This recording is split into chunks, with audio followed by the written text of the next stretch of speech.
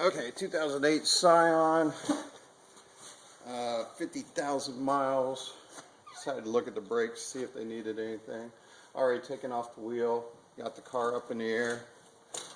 They don't look bad, but we're gonna go ahead and do them anyways. I mean, they could have maybe went to 60. Right here, I already loosened it once, but 14 millimeter bolt here, 14 millimeter bolt here I haven't broken loose yet. Doesn't take much. Take them both out.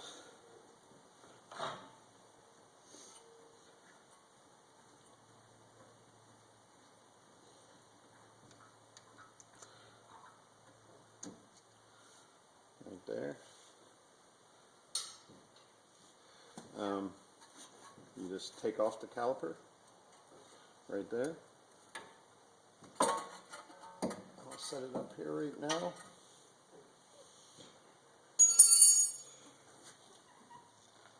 Just take a screwdriver and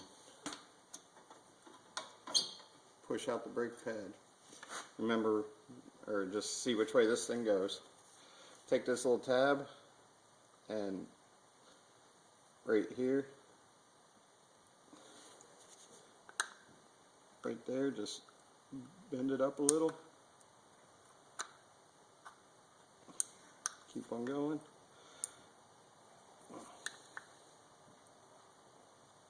And that little tab will come off.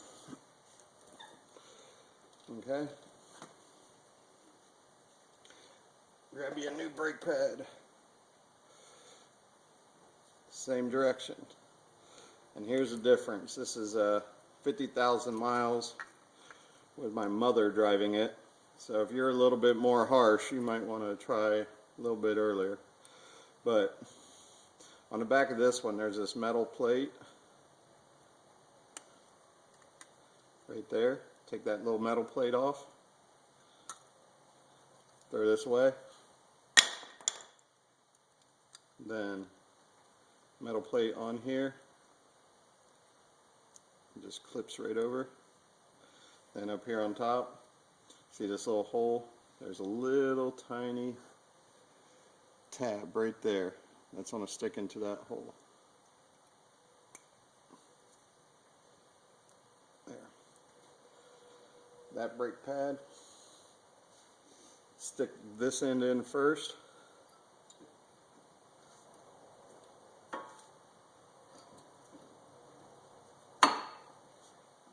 And then push that end in. This one here is already coming apart.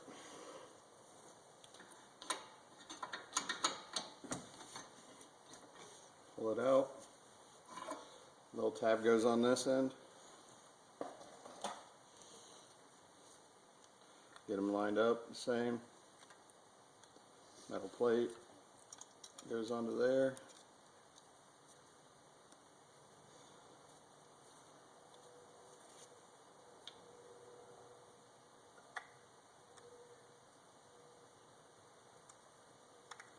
Work it off a little. There we go. It's really simple. This is like the easiest brakes ever. Put that back on there. Put that one in first.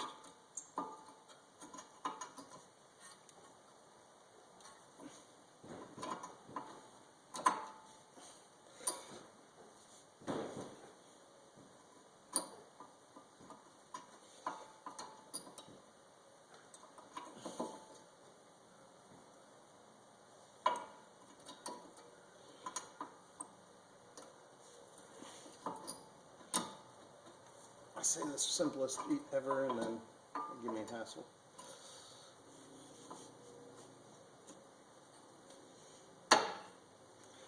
There you go. Okay. Now, those are considerably wider than the originals. So, you can see here how the caliper is pushed out. I have these, which are welding vice grips, but you can get a C-clamp or I'm sure your auto parts store has some special caliper squeezing tool. But there's nothing special about these. They're just standard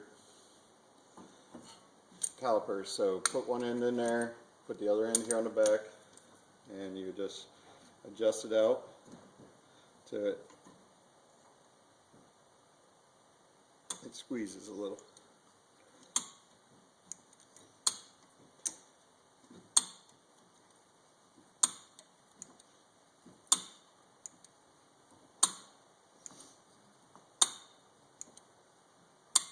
Now, if you've been adding brake fluid and topping off your reservoir, when you squeeze all this back, it will come out your reservoir and onto the ground.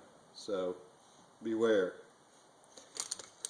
So now that we're all the way back in, I like to make sure this little rubber boot is all nice, neat, and organized. So there you go. And these are pretty tight. Okay. The other thing you want to do, see how these pins slide? Make sure these boots ain't got no holes in them. What it is this little pin right there. And I'll spread the grease over there. That little pin slides in and out of there. So push it in all the way.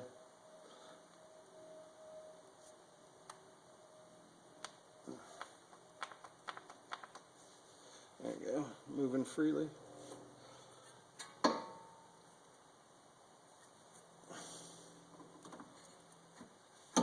Now it fits over top of the pads. Back down.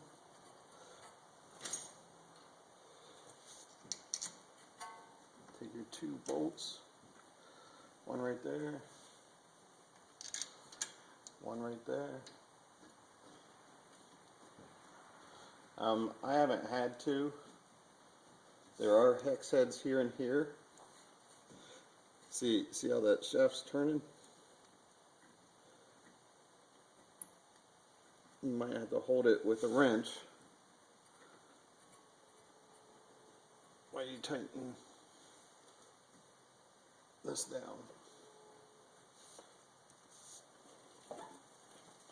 Let's see if I can get away with not doing it. Tight.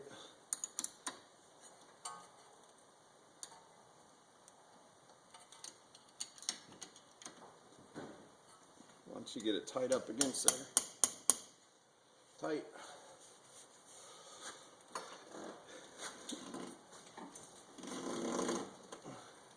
Brake's done. Now, if you wanted to, you could have turned the rotors.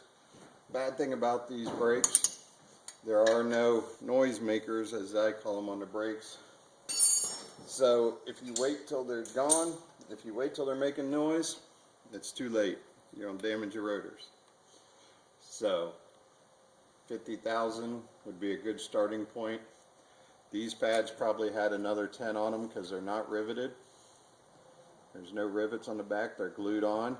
So I still had this much pad on them, but if you would have went any longer, you could have got down metal on metal, then you'd be buying rotors. And that'd cost you a fortune. Well, thanks for watching. Talk to you later.